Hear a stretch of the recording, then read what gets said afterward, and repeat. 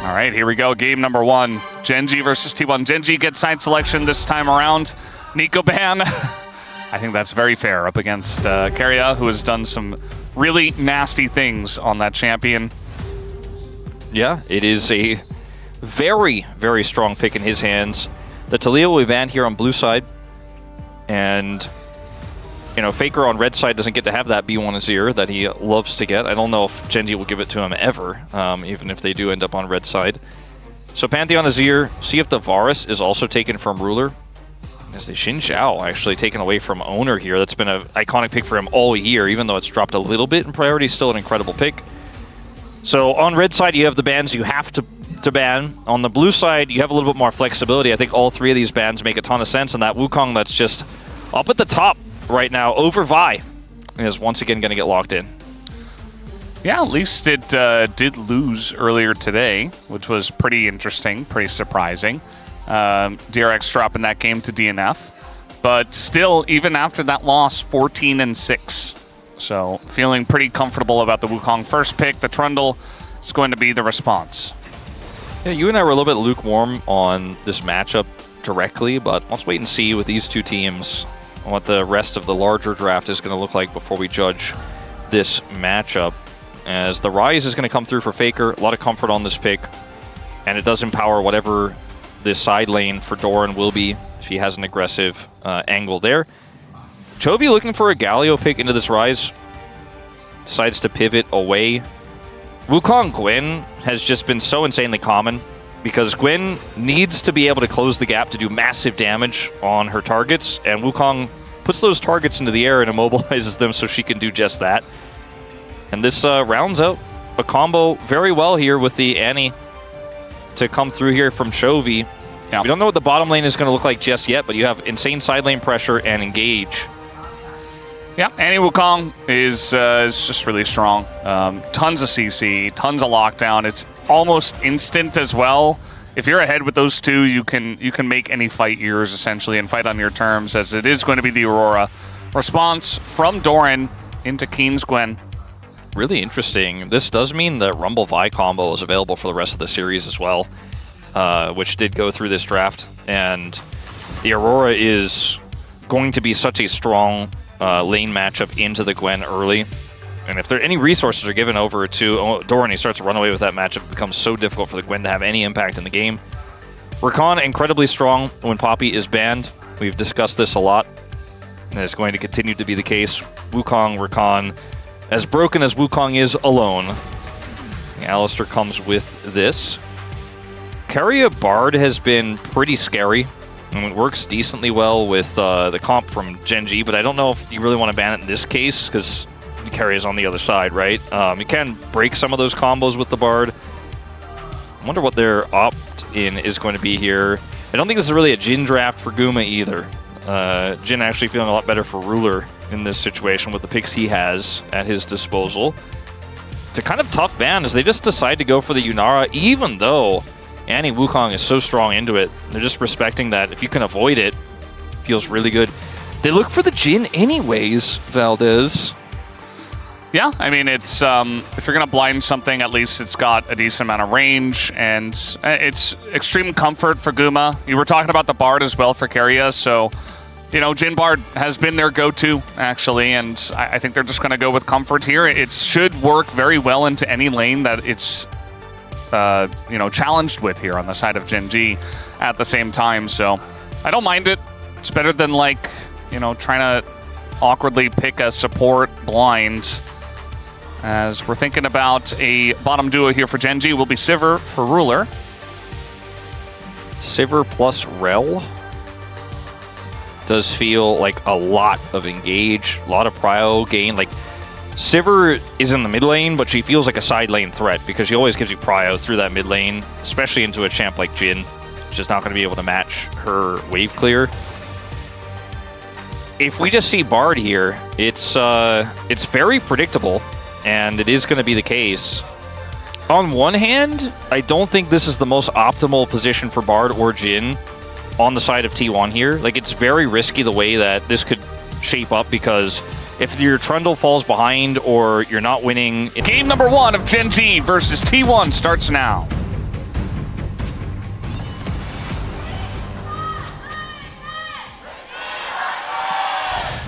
소환사의 협곡에 오신 것을 환영합니다.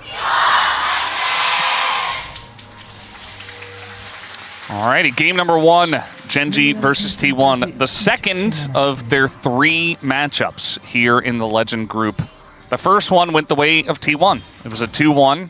It was very unexpected, to say the least. Yeah, at the time when it happened, it had been after Gen.G had won the Esports World Cup and MSI. And beat HLE on the first day back. That's right. Coming off of a flight. Yeah, beating HLE in a pretty challenging game too, right? The game 1 was a little bit more one-sided, but they did end up overcoming Hanwha there, so it just felt like Gen.G was untouchable, right? Unbeatable, and T1 were still kind of recovering from that loss to AL.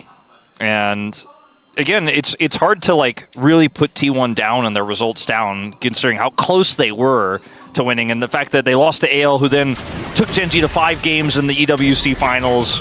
You were in 5 games against Gen.G in the MSI finals. So, I mean, these teams are always going to be close, right? But, you know, Gen.G ultimately did fall there, and T1, I think, bringing people back to reality a little bit, as Duro's going to whiff this and lose half of his health bar. Yeah, I mean, Jin Bard is always going to punish, but this is a lot of punish very early on. This is not necessarily normal, the amount of value that Guma and Keria are getting. I would not say that these are Guma and Keria's best champs career, but I would say right now in this meta, 100% their best champion. Yeah. Like when I say comfort earlier, I really mean it. Because Duro has to like crash down to the wall to get a shield because he's trying to get close enough to get XP with these minions. Yeah. Also the fact that you're a Sivir, you know, he's playing for the late game for sure, right? Like that is Sivir. You want to get 3 items and then you're kind of online from there and you can take over games. But the laning phase is going to be awful. And this is what Guma and Keria are known for. Not necessarily in modern times, but, you know, all time, this is maybe the best duo ever at punishing 2v2 lanes. And they're going to do it on Jin Bard. When you consider how long this duo has been together, I think we can kind of make that statement that this has been the most dominant lane duo of all time here in the LCK. And it's crazy to see just, I mean, Jin Bard wins, but they are just saying Ruler and Duro are out of the game early. Jin and Bard on a 4-game win streak. 2 of those, Guma and Keria. You see Ruler and Duro have one as well. Yeah, everybody's jumping on the Jin Bard hype train. Well, except our first teams today. We did see some Jin. We also saw Bard in the same game, just on opposite sides. But that was the Rise group. This is Gen.G versus T1. It's not inherent synergy in team fights in most cases for this duo, but it is in the laning phase incredibly oppressive right now. And they both do really powerful things, of course, for team fights as well later on. As, yeah, this is just a crushing lane here. And with the lead that Doran also has topside, I mean, you mentioned it at the very beginning of the game, or right before winning game, like, they have some winning lanes, and they are winning them. And they're supposed to, but, like, this is a huge lead here for T1, and what they do with that is yet to be seen, but yeah, for the start of things, it's going to be double scuttle. I mean, you were highlighting earlier on about how, in terms of the team fighting, Gen.G do have a lot of power. Like, that is very apparent. But T1 are playing T1's game where they just essentially try to win all the lanes and play very aggressively and really squeeze as much value out of the games and the lanes as possible. So very excited to see how they do pilot it from here. It's in Faker on Rise, you know, when you think about him as a player in modern times, especially compared to his old Rise, but I mean, even still, when Rise has had Realm Warp, it's not like Faker's the insane root guy where he hits those that nobody else does, man. He's really maximizing. He knows when to go in, he knows when to rotate, he knows when to use Realm Warp, he knows when to flash out maybe of the mid lane here. Might have to, but he just gets phase rush. He knows OP. when. He didn't have to. He knows the timing. He knows that phase rush is OP. He knows that he's got Bard here now to help him out a little bit, but he is going to miss the cannon. Well, Keen doing a decent job fighting back against what is a pretty oppressive lane, but seems to be going okay for Keen so far, not too far behind. Yeah, Keen is also quite the Aurora enjoyer, so probably very familiar with how to play the matchup on both sides and knows when to go in, take those trades. Guma will catch this wave here, finding himself at a massive CS lead from the earlier 2v2. And this is the kind of early game you want to see, where like everything goes according to plan, no incidents. Yeah, it's like a little bit slow in terms of kills, but it's T1 Gen G, baby. It's time to maximize advantages, and that's what T1's looking for here. Gen you're going to maximize game time so we can watch as much as possible. Yes, also that. No 2-0s allowed, okay? That's the one thing. Honestly, I don't care who wins. I just want to see a 3-gamer. I think you will. I don't want to curse anything or anything like that, but well, Chronicler's here, so I'm mostly concerned with what he's going to say. He did predict Gen G, so he is the predictions master. Yeah. Something to be said about that. We'll see if he is correct once again today. Level 6 here for Doran. Keen is just a minion or two away. There's level 6. Probably not really an all-in angle here. Neither player having exhaust. Electrocute, man. They kept buffing it, and eventually just became this this tool in matchups like this where you're like, ah, you thought you could trade with me, I will auto you, and then your health bar goes small. Yeah. It's definitely very good when you're on a harass-heavy top laner into something like Gwen. Yeah, I mean, you have the melee versus range matchup, you're kind of just, you're putting up your metaphorical shield and trying to absorb the blows. Yeah. The Doran shield. Yes. Except he's playing against Doran. He's using his shield against it. Not fair. He went grasp as well on the Gwen, which is pretty common, but I do wonder how many stacks he is going to get into the Aurora. We have seen a couple times where he's just kind of sprinting at the Aurora, probably getting some amount of stacks in those traits. Yeah. Hopefully it's more than like 2. You know, sometimes T1 are going to get this first trait with the prio they have, Shocker.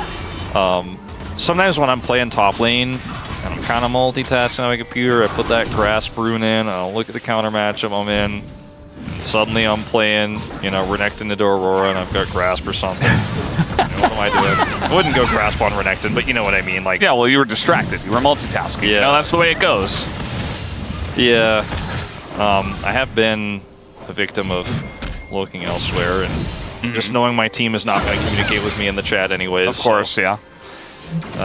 Anyway, you know, personal anecdotes aside, I'm pretty sure Keen just decided he'd get enough stacks and he'll be fine. I think this is still a fine rune choice. It's been a quiet early game, Valdez. Yeah, it definitely has. I mean, T1 have control and Gen G have identified that, okay, we kind of have to sit back, but take a look at this timing. They say, okay, well, Faker's backing. They don't really see Oner on the map. They just got the dragon right, so let's try to get some consolation prize elsewhere.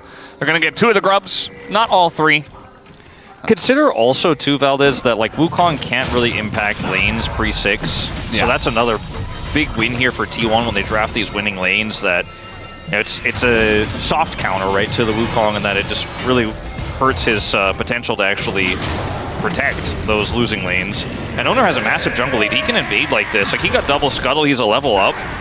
He's just going to push Canyon out. Keria's here as well, and he's just going to take more and more away. Who's going to help him? Annie? Gwen? I don't know. Good luck getting over here. We finally, Chovy is going to get a second, maybe. They're trying to set up a play here on T1.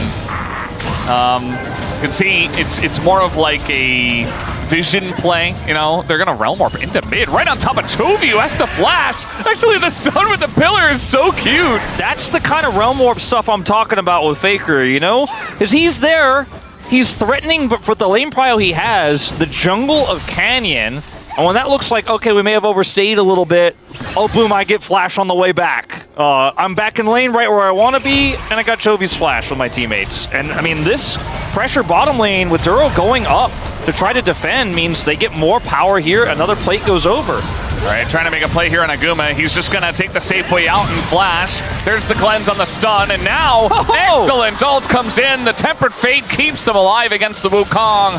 They had blown all the summoners, both Keria and Guma, and Canyon was going to be there as the final threat.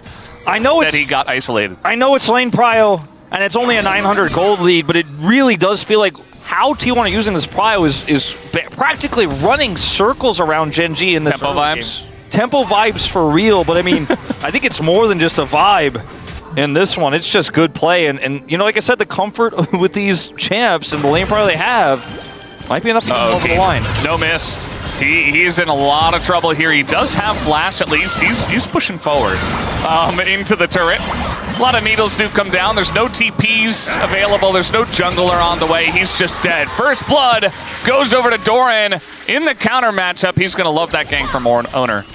This is really starting to look like a lead here for T1 that's going to be enough to circumvent some of the problems they may have in team fights later on, you know? Like, the main thing I was worried about for the draft for T1 is, will there be enough of a front lane, will there be enough of a setup for the Jhin that has to deal with Wukong, or not Aurora, but the Gwen. And now the Gwen is put behind because Keen played aggressively here, had finally a moment where he's like, I can maybe push this through.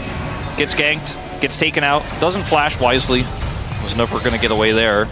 But, I mean, the lead makes it so much easier to play this out for T1. And I think this lead is not just going to stay at 2K. Like, it can absolutely start to snowball. I mean, more and more plates start going down, and more farm is to the line from Ruler.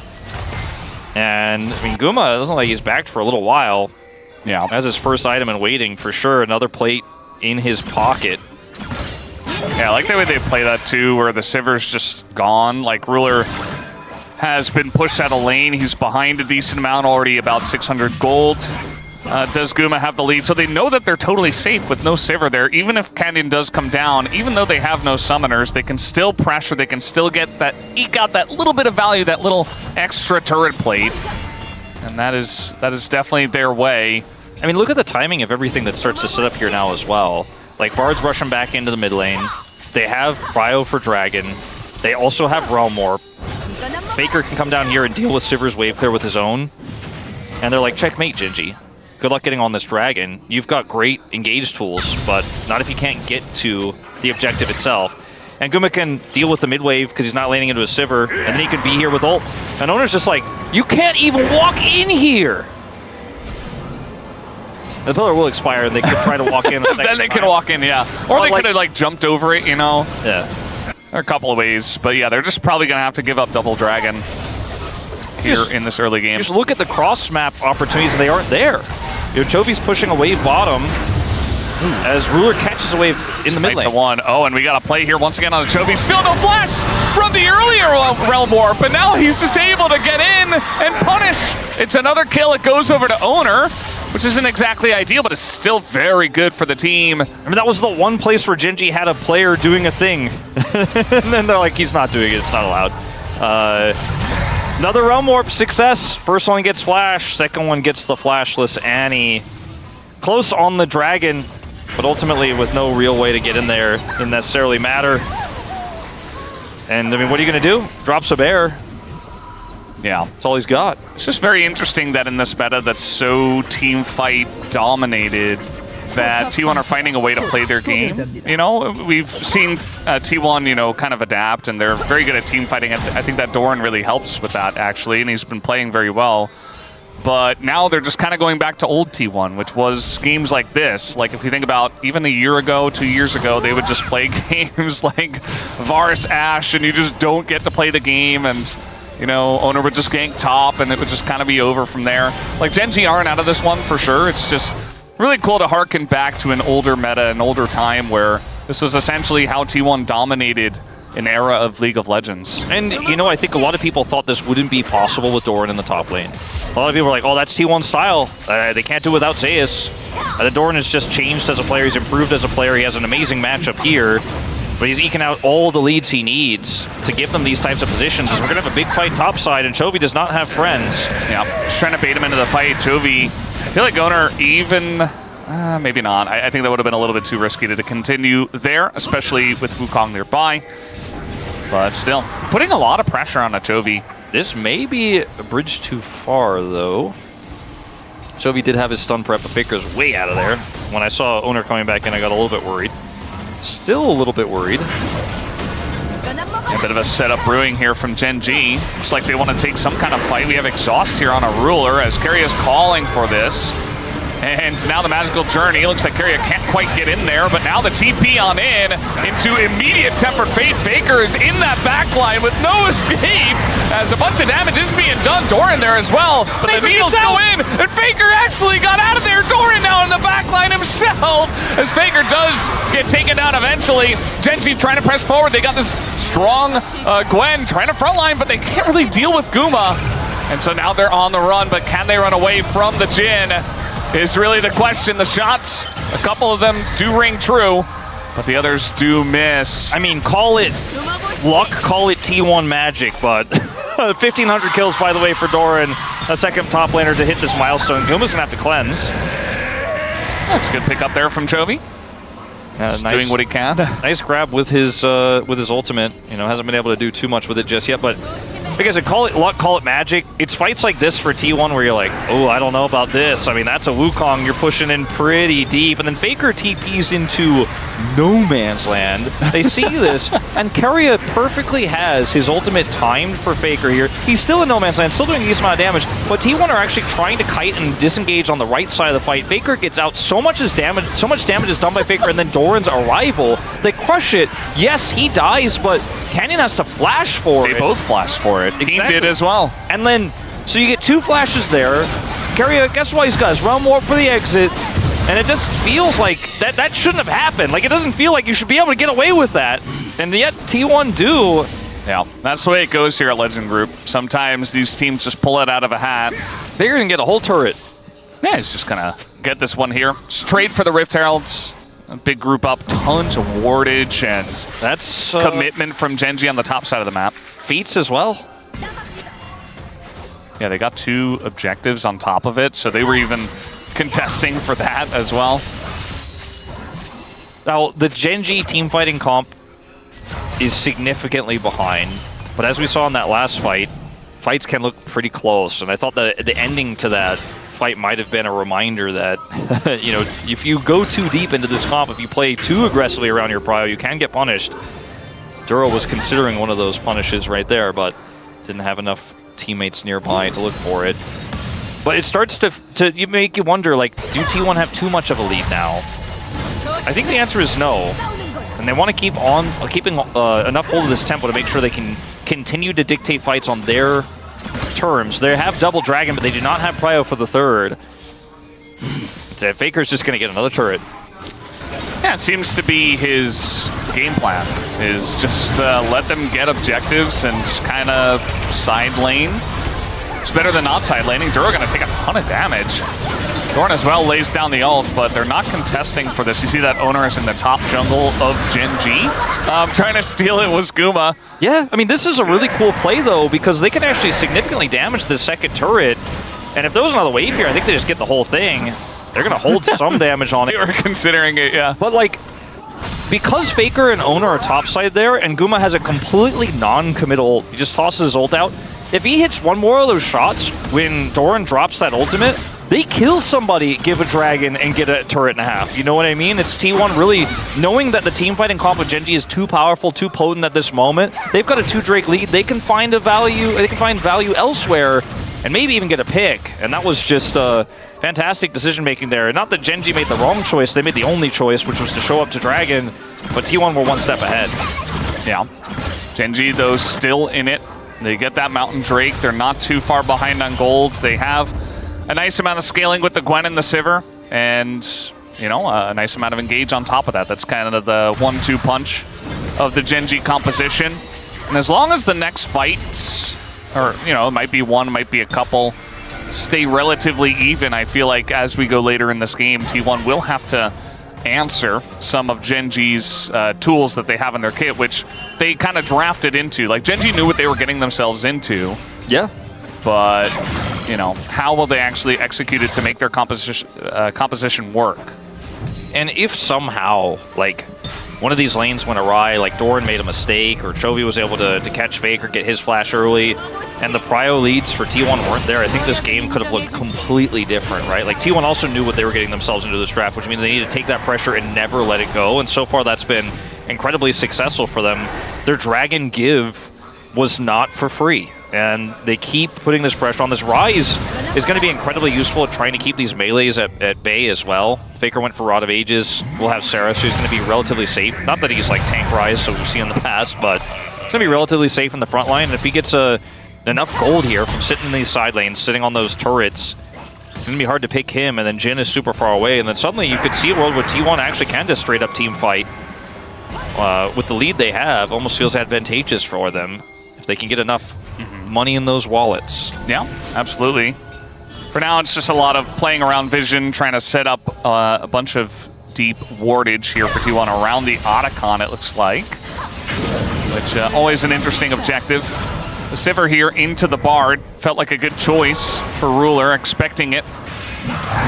Oner so fast, just sprinting at Canyon, has to push him away. Crazy. And if it's not T1, you're probably like, well, that's a Jin comp. I don't know if they're doing Otacon on spawn, right? But with no vision, and the fact that T1 wasn't showing on the map, they gotta send some people over there and clear that vision. You never know who's gonna lurk in that brush either. It's not the most engage-heavy composition here for T1 in terms of catching people when you're clearing vision. And it is a Rel this time around, not a Bard that's face checking, but you gotta be respectful. And Genji are doing exactly that as Ruler is pillared. You can see they were thinking about it. Oh, that's a nice little binding into 2. And now we get this ult coming in. We have the Realm Orb for Vision. And Faker, of course, who is going to take it. Faker no chill in this game. And that Rift Herald just gets dropped down for basically no value. Remember that it was a Rift Herald for Faker getting the bottom turret. So that trade, quote unquote, just ends up to be another little T1 victory. Keria going deep for this. All right, he's going to land an ult here. Could be like a Jin lockdown, but no, it just looks a little bit opportunistic. Yeah, Guma didn't have ult. Could have tried to go for, of course, the Flourish, but was a little bit out of range there. I don't think that will necessarily amount to anything. The fact that Keria uses ult for no joy there, especially because T1 I don't think are looking for a fight till this dragon spawns. And, you know, Realm Warp on a long cooldown, but T1 here, knowing they don't have those tools, probably try to see if they get anything they can. If they get that pick before Dragon, then they get Prio. Instead, Genji will have it. Let's see what T1 gets in return this time. Will they try to, without these key ultimates fully set up, fight on spawn? Or will they send Faker to another side lane to try to actually get value? Because they already damaged that top turret to half. He's going to TP to bottom. And it looks like they're going to try to contest for Prio and try to slow this Dragon down a little bit. And Guma's ult's coming back online here. Maybe T1 think they're ready to actually just straight up 5v5 in this game against Genji's incredible teamfight comp. And this is, at least for now, to be the look. They will clear all of this vision, grab this Scuttle Crab. TP. Onside Prio, there's the TP. Genji, like, they cannot really give this. It's Mountain Soul point. Yeah, it's a really critical point in this game. If Genji do get it, though, I feel like as long as they don't lose too much, it's going to be pretty interesting to see how far they can push it with double Mountain Drake. If they get it, that is. Duro level 7 still. Keen's clearing the bottom wave. Like, he's not threatening a turret, so T1 are just chilling. They're like, all right, the Gwen's not hitting a turret. We can actually just continue to fight for Prio. We don't lose any time. We don't have to rush this Dragon. Let's slow play this. You know, if Keen's killing your top inner right now, you feel a lot like, okay, I really got to do this ASAP. But instead, they're feeling pretty happy to continue to zone Genji out and get more and more vision control. Now Faker on the wraparound here does once again clear that wave. Oner he's always on the cusp of just running at them, it looks like. Meanwhile, Duro trying to press forward. This is a very awkward choke because the Mountain Soul, even that little extra rock, making things a little bit worse for Genji. You don't want to group up against Pillar, against Rise, against a Jin, right? Makes it much easier for them to lock down, especially with that bit of a lack of engage that you were talking about as they engage on the Trundle. Trying to take down Oner is not going to happen, and immediately Duro just gets burst to shreds. And the rest of Genji just on the run, not really wanting to take the rest of the fight. Doran a little bit low, but you see that Keen is back. He may be looking to TP back into this fight. Yeah, some heals coming through just a little bit there from the Bard. Guma still has ult, and both summoners, so he's actually feeling pretty happy to just walk forward here and take some pot shots. Now getting engaged on the right back. Canyon, he is so close to that. Keria jumping on in, gonna keep two of them in prison. He does go down, but that means they get the kill on a Canyon.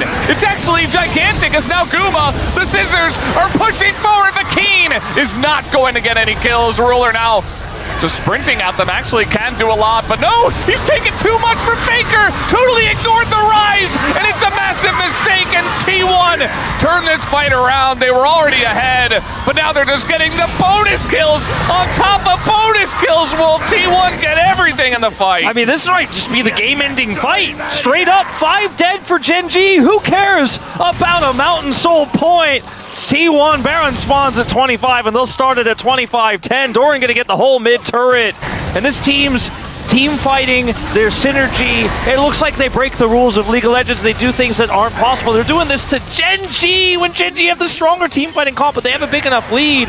The engage here onto the Trundle is not ideal. The Subjugate deletes the Rel instantly. The Trundle has extra resistances. Then T1 just back away and reset here. The Tibbers, low value, taken out of the fight. And that's this part here where Keria just trusts that with his ultimate, he can actually make a crazy play. This was so cool. And then, like, look at how much trust there is with this roster. Like, watch this fight 7 times and tell me that, like, not even one word was said probably before that happened. They just know. He's like, I go in, I have my ult, and the team is like, yeah, he's got his ult, we're gonna do this. Doran breaks the ankles of Keen as well on his way out, and it's just a cleanup. And you watch this, and Ruler's like, I gotta do something, I gotta get this angle, and not able to do it. The peel from Guma, Chovy is dead, and it's just a sad row. Yeah. The engager from the beginning of the fight is the last to fall, and the irony is brilliant for T1 fans as they'll get the Baron, and GenG fans are not happy with how that one eventuated. Yeah, that was kind of the face I was making too. That it was rough. I mean, they tried, but now you mentioned kind of like game-breaking fight. They got everyone plus an extra Rel and the Baron. So now it's like 8,000 gold to lead for T1. The compositions begin to have less meaning as we get to these sorts of numbers. And Keria's on the flank. Looking for Ruler here, no doubts, trying to get into that backline. They have the full wraparound. They're going to try to turn and immediately jump on a Faker who just goes golden. With the help of Keria, goes golden again. And the rest of his team is just cleaning up. The wallets are gigantic. T1 are styling on GenG. Not even close. Chovy running as fast as his phase rush will take him. I don't think he gets out of this one. They're just playing with their food at this point. I mean, Faker had TP and Realm Warp. He had 2 ways to join the fight. He had Baron buff. If the fight doesn't look optimal, if they don't think they can get that flank angle, he can take out an inhibitor. He's Rise with Baron in the mid lane, but he decides to come over, rotates quickly, gets that flank. Who says stopwatch Sonya's double stasis is dead? Keria says it's very much alive. That he just lives through everything with a safe Rod of Ages, Seraphs, and quick arm guard buys. The guy is just unkillable. He's really making them regret not banning Bard. I'll tell you that because I don't think we're going to see a lot of Keria playing Bard after this series, just this one game alone. And like, look at this flank angle from Faker as the ult comes out from Guma. Like, look at where GenG are. They're like, there's actually no escape. They're playing a bullet hell game, and it's on the highest difficulty. And Oner is Trundle, and he's just going to lock them in. No way out. No way to quit the game. Yeah. Ruler caught here with the stun after his spell shield. And Chovy, the final one to fall. And this game felt like it was potentially going to be decided by Prio alone, but it's the brilliant team fighting with the lead that T1 had in the Prio they played through that just showcases maybe their 6th man was the minions all along. The Prio they had and the vision that they played around just allows them to make so many of these incredible plays, but you have to trust your team so hard if you're going to make a play like that. And they do. Oh man, Keria is setting this up actually as her open it up with the Jhin. Even the Tempered Fate trying to remove the blockers. These guys are, I mean, they're actually just like the Globetrotters right now. Yeah, this looks like tool assisted. They're trying to make TikTok highlights right now. Like, this doesn't even look like GenG versus T1. And I don't know, like... And until game 2, I don't think we are going to see that, Valdez. I think we're going to see a GenG that desperately tries to defend with their wave clear. I mean, they've got a Gwen, they've got a Sivir, and they're praying that maybe T1 somehow will get a little bit too Harlem Globetrotters and face plant, but I don't think it's going to happen. They might be more thinking about what they're going to ban in game 2. They won't be banning the Bard you mentioned. That's Fearless ban for their sake. Faker just hit level 18 before Chovy hit level 15. I think that kind of tells the story of the way this game has gone. Like, Faker's played well, but everybody else has played well, and of course the Rod of Ages is helping out with that a little bit. It's just kind of insane what they've been able to do. Faker doing a lot of split pushing in this game, yet he was there for every single fight. So, also tells you the way that T1 have controlled the map. I know that people will call us Glazers, but like, it's Gen G. Yeah, and it's also hard because Gen G really just, you know, we talked about their win conditions, but we just never got to see them. Yeah. Like, they just never showed up. So it's really hard to find an angle to really talk about them when it doesn't even really feel like they're in the game. We could say this about any other team who's facing any other team. They just really haven't had an ability to show any of their stuff. We haven't seen any fight that's really been coordinated by them. The closest one was that fight like at the blue buff on blue side, you know, where T1 went in aggressively and Faker barely got out. Like, that was the most fight Gen G's had, and they didn't even really walk away with a W on that one either.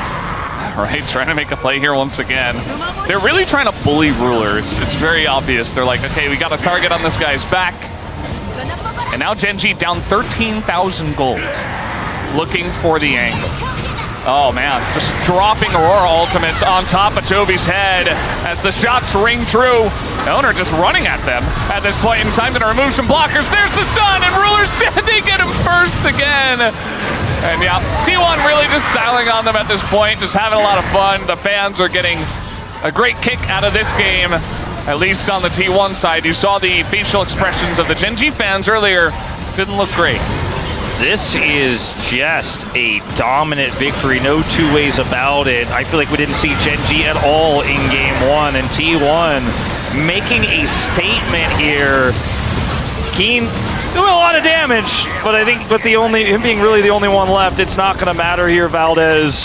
How do you recover from a loss like this? I mean, Gen G's played a lot of tough series that went the distance this year. I think they're the team that can handle it, but I don't know, Valdez.